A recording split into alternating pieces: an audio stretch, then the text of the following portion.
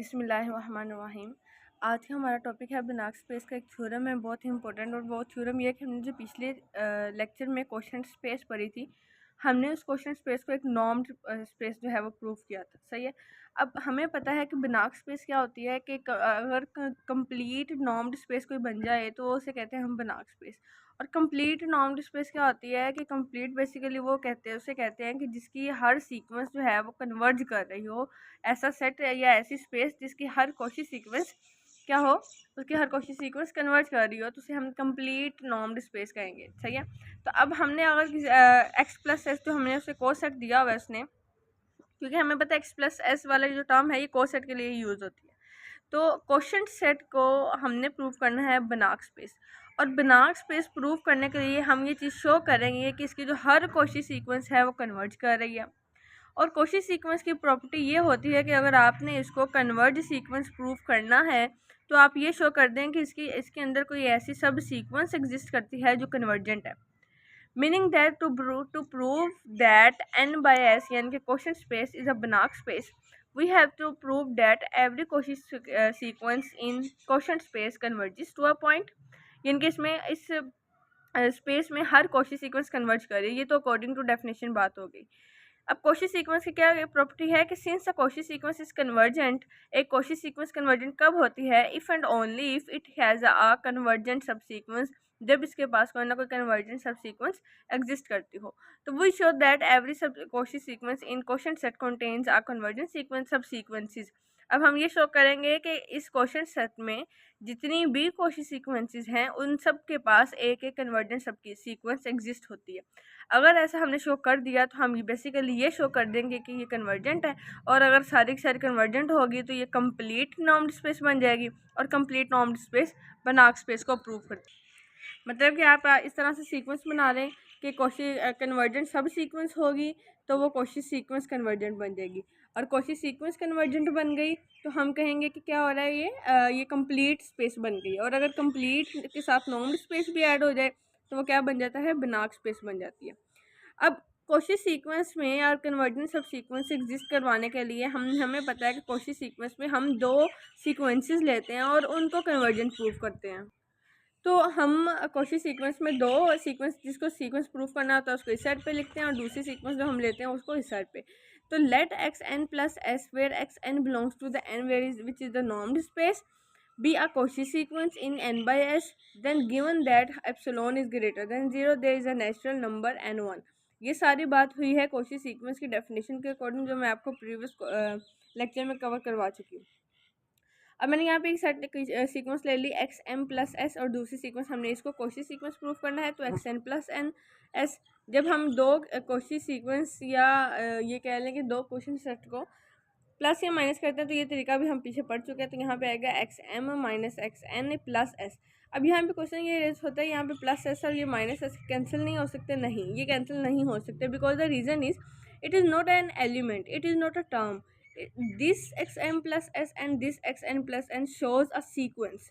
ठीक है, तो सीक्वेंस की आप पूरी पूरी टर्म को नहीं काट सकते। तो यहाँ पे आगे x m minus x n plus s which is less than epsilon. और कोशी सीक्वेंस में ये डेफिनेशन होती है कि इसके जो m और n टर्म्स होते हैं ये these are greater than equal to that natural number which we supposed. और यहाँ पे हमने नेचुरल नंबर कौन सा सपोज किया है? n1। तो यहाँ पे होगा for all m n is greater than equal to n1। तो अब यहाँ पे क्या होगा कि हम x m minus x n plus, और यहाँ पे जो m और n होता है ये ग्रेटर दैन इक्वल टू उस नेचुरल नंबर के होता है जो हमने सपोज किया होता है। तो यहाँ पे n1 है तो ये n1 से ग्रेटर होगा। अब यहाँ पे चूँकि हमने दो सीक्वेंसेस ली हुई हैं तो दो सीक्वेंसेस की वजह से हम वैसे तो पूरा एप्सिलॉन इक्वल टू 1 भी ले सकते हैं और कोई भी टर्म ले सकते हैं जो कि 0 से ग्रेटर देन हो। तो यहाँ पे मैं दो सीक्वेंस ली हैं सबसे पहले, तो मैं इसको कर दूँगी 1/2। ठीक है, और m को मैं कंसिडर करूँगी कि वो n1 से भरा है, क्योंकि हमने यहाँ पे लिखा है m और n क्या है, या तो ग्रेटर देन n1 हो या इक्वल टू n1 हो। तो मैंने लिख दिया m इज़ इक्वल टू है n1 के। और दो कंसेक्टिव सीक्वेंस होती हैं ये वाली। कंजेक्टिव का मतलब होता है एक साथ सीक्वेंस। ठीक है, तो दो कंजेक्टिव सीक्वेंस है तो अगर m is equal to n1 हमने लिया तो n इज इक्वल टू क्या होगा? n1 प्लस 1 होगा। तो हमने पीछे सपोज किया था एक्स एम प्लस एस और माइनस किया था उसमें से एक्स एन प्लस एस को। तो अब m की तो वैल्यू हमने सपोज कर ली है n1, वो मैंने लिख दिया। और हमने n की जो वैल्यू सपोज की है वो n1+1, उसकी जहाँ पे ये चीज़ लिखी थी। जब इसको ओपन किया तो हमारे पास टर्म आ गई xn1 minus xn1+1 plus x plus s, ठीक है। अब इस ये तो लेस देन 1/2 चल रहा है, ये पिछला ही जो पिछली हमने इक्वेशन बनाई है वही इक्वेशन है, बस इसमें वैल्यूज पुट की हैं जो हमने पुट की लेट की हैं। अब यहाँ पे तो हमने एप्सिलॉन इज इक्वल टू 1/2 है। अब एप्सिलॉन की वैल्यू ग्रेटर देन 0 है, ठीक है। तो अगर हम इज इक्वल टू 1/4 जो है वो चूज़ कर लें, अब ऐसे हम क्यों कर रहे हैं, मीनिंग दैट देखें हमारे पास एक ऐसे ये सीक्वेंस चल रही है, हमने इस सीक्वेंस को दो सब सीक्वेंसेस में डिवाइड किया था जब हमने XM और XN की बात की थी। ये यहाँ तक ये एक सीक्वेंस आ गई, यहाँ तक एक सीक्वेंस ये आ गई। अब आगे हम क्योंकि हमने सब सीक्वेंस लेनी है ना, कन्वर्जेंस सब सीक्वेंस देखनी है हमने, और सब सीक्वेंस क्या है कि उसको डिवाइड करते जाएंगे। अब ये मज़ीद आगे दो पार्ट्स में डिवाइड हो सकती है। ये यहाँ से अगर इसको हम इधर से डिवाइड कर दें जितना, तो ये अब पीछे वाल छोड़ दे, इसके ये दो हो जाएंगी, फिर आगे इसके दो, इसके दो। इसका मतलब है कि हर एक पार्ट को हम दो दो पार्ट्स में डिवाइड करते जा रहे हैं, इसीलिए पहले हमने 1/2 लिया था। अब देखें अगर हम मज़ीद इसको करेंगे तो ये देखें 1 2 3 4 पार्ट्स हो गए हैं इसके।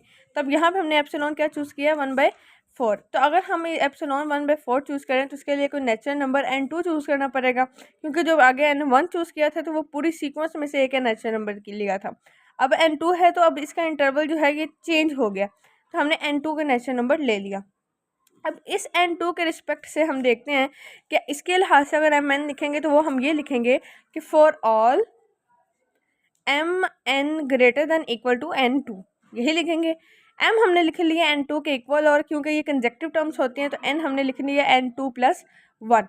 अब ये वाली टर्म जो है अब इसमें पुट करेंगे जो हमने पीछे इक्वेशन बनाई है। इक्वेशन क्या बनाई थी हमने, नॉर्म ऑफ x प्लस हमने लिखा था norm of XM plus S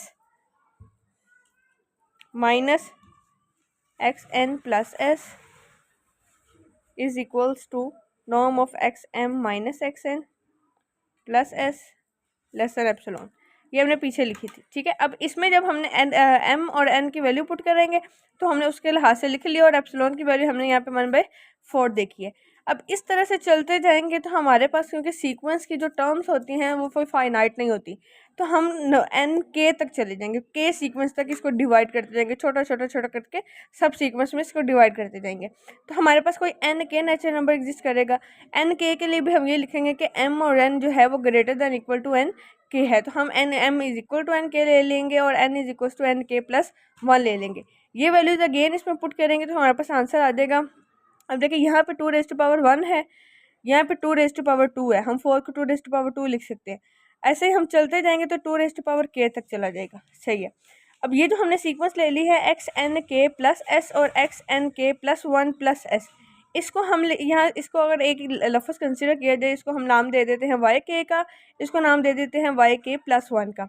अब इसके यहाँ पे मैंने लिख दिया YK माइनस YK+1, इधर मैं स्किप कर दी, लेस देन 1/2 की पावर k। यहाँ पे स्किप करेंगे ना करें कोई इफेक्ट नहीं पड़ता, क्योंकि अब हमने इसको और इस चीज़ को कंपेयर करना है, इसलिए मैंने इसको छोड़ दिया। अब k डैश जो है यहाँ पे वो k से भरा है। किस तरह से भरा है देखें, जो हमने पीछे टर्म्स ली हैं, अब ये सीक्वेंस है। अब k डैश क्या है, k क्या है, हमारे पास k टर्म आई है कि जब आप इसको छोटा छोटा छोटा करते जाएंगे, फॉर एग्जांपल लेट्स सपोज वो इस इंटरवल में आई है, तो k डैश तो ओवरऑल टर्म क्या है, तो जाहिर सी बात है k डैश जो है k से बड़ा होगा। अब इसके लिए हमने क्या किया कि इसको k+1 को अगर ये इससे बड़ा है तो इसका मतलब है ये तो k, हम k+1 को k डैश कह सकते हैं, या इधर आप ये लिख लें कि suppose k dash is equal to k+1। अब YK और YK-1 जब इस इंटरवल को ओपन करेंगे, ये ऐसे ही है जैसे हम बायनॉमियल एक्सप्रेशन ओपन करते हैं, तो उसमें क्या करते हैं हम k+1 k+2 फिर k+3 k+4 ये सारी चीज़ें चलती जाती है, लेकिन हमारे जो एक्सप्रेशन रियल है उसके ऊपर इफेक्ट नहीं आना चाहिए। तो मैंने k+1 k और k+1 प्लस भी कर दिया, माइनस भी कर दिया, k+2 माइनस का भी लिख दिया, k+2 प्लस वाली भी टर्म लिख दी, और ये सब साइड टर्म चलती जा रही है। ट्रायंगुलर इनइक्वालिटी ये कहती है कि जब आपने नॉर्म को सेपरेटली लिखना है तो आप क्या करें, लेस देन की जो है वो लगा दें इनइक्वालिटी। तो मैंने जब लेस देन की इनइक्वालिटी लगाई तो मैंने सब क्या जो नॉर्म है वो सेपरेट कर दिया। अब इस नॉर्म के अकॉर्डिंग देखें, यहाँ पे YK माइनस YK+1 1/2 के यानी फर्स्ट टर्म की वैल्यू है 2 की पावर में। अब यहाँ पे 1/2 के आएगा तो यहाँ पे 1/2 के प्लस 1 आएगा अप टू 1/2 के डैश। जब हमने ये सीक्वेंस पुट किए तो ये सीक्वेंस तो ज्योमेट्रिक सीक्वेंस बन गई है। क्यों? देखिए ये है 1/2 raise to power k, 1/2 raise to power k plus 1 plus up to so one plus 1/2 raise to power k dash. K dash हमने यहाँ पे इसलिए लिखा क्योंकि ये जो हमने ऊपर इंटरवल लिया था ना सबसे छोटे वाला, जिसमें हमने इसको डिवाइड किया है सीक्वेंस को, तो सबसे छोटा जो हमने टर्म ली है, के टर्म ली है, वो के डैश है। तो ये अब देखें हर एक में 1/2 रेज़ टू पावर के का फ़र्क है, 1/2 रेज़ टू पावर इन दोनों रेशो में, अगर इन दोनों के रेशो लें तो आपके पास जो डिफरेंस आएगा 1/2 रेज़ टू पावर के आएगा। फिर कंजक्टिव टर्म्स में आप लेते जाएंगे तो आपके पास जो डिफरेंस आएगा ना वो 1/2 रेज़ टू पावर के है। तो जब आपके पास सीक्वेंस में डिफरेंस जो है वो रेशियो का डिफरेंस इक्वल आ जाए तो वहाँ पे जो सीक्वेंस बन रही होती है वो ज्योमेट्रिक सीक्वेंस होती है। तो ज्योमेट्रिक सीक्वेंस की हम फॉर्मूला लगाएंगे और ज्योमेट्रिक सीक्वेंस की फॉर्मूला के अकॉर्डिंग देखें, अगर मैं 1/2 raise to power k plus 1 को ऊपर रखूँ और 1/2 रेज़ टू पावर के को नीचे रखूँ तो ये आ जाएगा आंसर 1/2। अब इस तरह से हम चलते जाएंगे तो आंसर ये जो आर आएगा ना हमारे पास, ये है रेशियो का डिफरेंस। ठीक है, अब यहाँ पे फर्स्ट हम क्या है हमारे पास, जिसे हम A1 कहते हैं, वो है 1/2 रेज़ टू पावर के। आर है हमारे पास रेशियो। अब यहाँ पे हम ज्योमेट्रिक सीक्वेंस का जो रेशियो और A1 यानी जो फर्स्ट टर्म वाला फॉर्मूला है हमारे पास, हम वो यूज़ करेंगे। वो यूज़ करते हुए हम वहाँ पे ज्योमेट्रिक सीक्वेंस की प्रॉपर्टी यूज़ करते हुए ये उसका फॉर्मूला यूज़ करेंगे और वो होता है A1/1 माइनस आर। A1 है हमारे पास फर्स्ट टर्म, वो है 1/2 रेज़ टू पावर के, और आर है हमारे पास 1/2। आंसर जब हमने निकाला तो आंसर आया हमारे पास 1/2 रेज़ टू पावर के माइनस 1। अब देखें ये टर्म एक बार बार जब डिवाइड होती जाएगी तो एक टाइम ऐसा आएगा कि जब ये टर्म जो है ये के ज़ीरो को क्रॉस तब करेगी जब के इन्फिनिटी को क्रॉस करेगा। देखें अगर ये के इन्फिनिटी होगा तो 1/इन्फिनिटी बन जाएगा, और इन्फिनिटी क्या है, 1/इन्फिनिटी क्या बन जाता है, वो इक्वल टू ज़ीरो हो जाता है। अब इससे क्या हुआ कि ये चीज़ क्या कर रही है, कोशी सीक्वेंस जो हमने वाई के जो हमने ली है, ये तो एक कोशी सीक्वेंस है, और एन क्या है, वो कंप्लीट है, नॉर्म्ड स्पेस है, और वाई के भी कन्वर्ज कर रही है पॉइंट जी को किसी स्पेसिफिक पॉइंट को। देखें एक ज़ीरो को कन्वर्ज कर रही है, कोई इनफाइनाइट आंसर नहीं आया इसका। ठीक है, तो यहाँ से क्या बना हमारे पास कि इसका मतलब है कि इसके अंदर कोई ना कोई सब सीक्वेंस भी एग्जिस्ट करती है। ये हमने वाई प्लस एस लिया है क्वेश्चन सेट में से, जो एक्स प्लस एस टाइप के एलिमेंट्स को कंटेन कर रहा है। तो ये आ गया x n k plus s minus y plus s. जब इसको ओपन करेंगे तो देखें आ गया y which is less than equal to y k minus y. ये वो टर्म है जो हमने पीछे सॉल्व किया, और ये किसको अप्रोच कर रही है, ये ज़ीरो को अप्रोच कर रही है जब के इन्फिनिटी को अप्रोच कर रहा है। तो यहाँ पे जो सब सीक्वेंस भी कन्वर्जेंट हो गई, और ये नॉर्मल स्पेस क्या हो गई, कंप्लीट शो हो गई।